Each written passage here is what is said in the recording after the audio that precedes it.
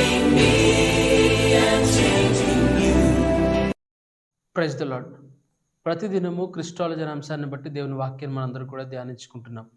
అదే క్రమంలో ఈ దినము నహూము గ్రంథం నుంచి యేసుక్రీస్తు ప్రభువారు ఏ విధంగా నిక్షిప్తమై ఉన్నారనే సత్యాన్ని తెలుసుకుందాం ప్రియులారా. నహూము అనే హీబ్రూ పదానికి అర్థం యెహోవాయే ఆదరణ ఇచ్చువాడు. God is our comforter. యేసుక్రీస్తు ప్రభువారు ఈ లోకానికి ఆదరణ ఇవ్వడానికి, నలిగిన వారికి విడుదల విముక్తిని ఇవ్వడానికి ఆయన ఈ లోకానికి ఆదరణకర్తగా వచ్చినట్లుగా మనం గమనిస్తూ ఉంటున్నాం. ఆయనకి ఇవ్వబడిన అనేక బిరుదులలో ఆదరణకర్త అనే బిరుదును కూడా మనం గమనిస్తున్నాం. బై ఇట్ సెల్ఫ్ నహూము అనే మాటకు అర్థమే యెహోవాయే ఆదరణ. ఆ ఆదరణ యేసుక్రీస్తు ప్రభువారిలాగా ఈ లోకానికి వచ్చినట్లుగా మనం గమనిస్తూ ఉన్నాం.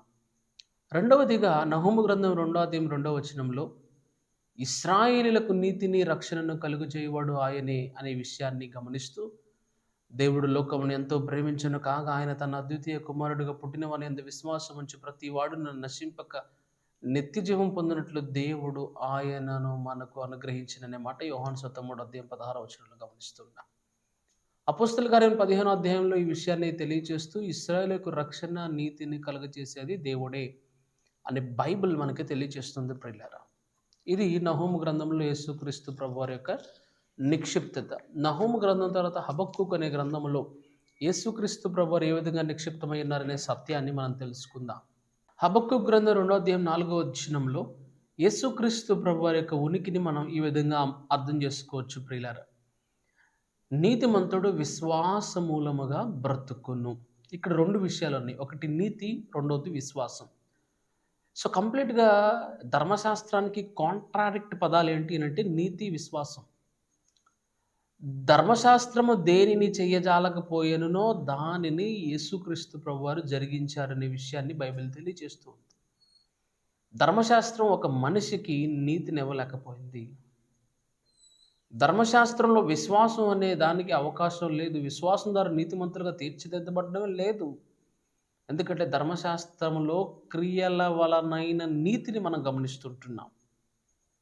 యేసునందు విశ్వాసం ఉంచిన వారికి, నమ్మి బాప్తిస్మం పొందినవాడు రక్షింపబడతాడు, నమ్మని వానికి శిక్ష అనగా విశ్వాసము లేని వారికి శిక్ష ఉంటుందని బైబిల్ క్లియర్గా తెలుస్తుంది. అండ్ ఈ నీతి, ఈ విశ్వాసం ఎవరి ద్వారా అంటే యేసుక్రీస్తు ప్రభువారి ద్వారా మాత్రమే. నీవు నేను నీతిమంతులుగా తీర్చిదిద్దబడాలి అని అంటే యేసునందు విశ్వాసం ఉంచాలి, ఆయన రక్తంలో కడగబడాలి, ఆయన విశ్వాసం ఉంచాలని బైబిల్ మనకు తెలియజేస్తుంది. దీన్ని జస్టిఫికేషన్ బై ఫెయిత్ అనే విధంగా మనం గమనిస్తున్నాం. So all these things has been possible through the Jesus Christ only. So Jesus Christ came down from the heaven to give the salvation by through not our deeds, by our faith. దేవుని యందు విశ్వాసం ఉంచడాన్ని బట్టి మనం నీతిమంతులుగా తీర్చిదిద్దబడుతుంటాం. ధర్మశాస్త్ర సంబంధం వలన నీతి కాదు, స్వనీతి కాదు.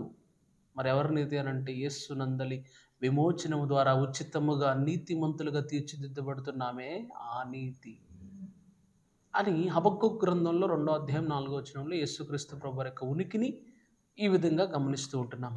రెండవదిగా ఆలోచన చేయగలిగినట్లయితే 2వ అధ్యాయము 14వ వచనం, హబక్కూకు గ్రంథం 2వ అధ్యాయం 14వ వచనంలో యూనివర్సల్ నాలెడ్జ్ ఆఫ్ గాడ్ అనే విషయాన్ని యేసుక్రీస్తు ప్రభువారిని మనం గమనిస్తున్నాం. అనగా ఆయన దేవుని యొక్క జ్ఞానము అనే విషయాన్ని బైబిల్ మనకు తెలియజేస్తుంది. సో ఈ విషయాన్ని ప్రకటన గ్రంథకర్త మన ప్రకటన గ్రంథంలో మనం గమనిస్తున్నాం. సో ఆయన జ్ఞానమునకు మితి లేదు అనే విషయాన్ని బైబిల్ తెలియజేస్తూ ఉంది ప్రియులారా. 3వ గ్రంథంలో నుంచి అనగా ఆఖరిగా నహూము, హబక్కూకు మరియు ఇంకొక గ్రంథం గురించి మనం తెలుసుకొని మనము ముగించుకుందాం. ఏంటి అనంటే జఫన్యా. జఫన్యా అనే మాటకు అర్థం ఏంటంటే hidden. The God is hidden. But in fact Jesus Christ is not hidden to the Jews or to the any kind of people. యేసుక్రీస్తు ప్రభువు కేవలం యూదులకు మాత్రమే ఆయన దాచబడలేదు, కానీ ఆయన సర్వలోక మానవాళి పాప పరిహారార్థముగా తన ప్రాణాన్ని, తన రక్తాన్ని చిందించిన పరిశుద్ధ దేవుడు ఆయన. So Jesus Christ is not a hidden God, but he hid ourselves, our sins on his back. ఆయన తన వెనుక వీపు మీద మన పాప భారాన్ని మోసినట్టి దైవముగా మనందరం కూడా గమనింపబద్దులమై ఉన్నాం ప్రియులారా. ఇంకా జెఫన్యా గ్రంథంలో ఒక ప్రవచన వాక్యాన్ని మనం తెలుసుకొని ముగించుకుందాం. జెఫన్యా గ్రంథం 3వ అధ్యాయం 9-10 వచనాల్లో ద యూనివర్సల్ వర్షిప్ అనగా సార్వత్రిక సంఘం అందరూ కలిసి ఆరాధించే స్థలం ఒకటి ఉంటుందని బైబిల్ తెలియచేయబడుతుంది. ఎవరి గురించి బైబిల్ తెలియచేస్తుంది అని అంటే it's has to be fulfil in the time in the days to come in the time in the days to come. ఈ ప్రవచనం అనేది ఇంకనూ నెరవేర్చబడలేదు, ఇంకనూ నెరవేర్చబడవలసి ఉన్నది.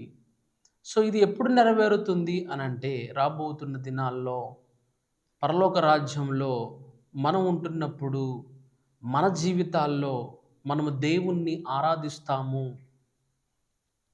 మనందరం కూడా ఎవడునూ లెక్కింపజాలని మహాసమూహము, నానావిధ భాషలు మాట్లాడేవారు, నానా విధములైన ప్రజలందరూ కలిసి ఏక స్వరముతో ప్రభువుని ఆరాధిస్తారని ప్రకటన గ్రంథకర్త తెలియజేస్తూ ఉన్నాడు.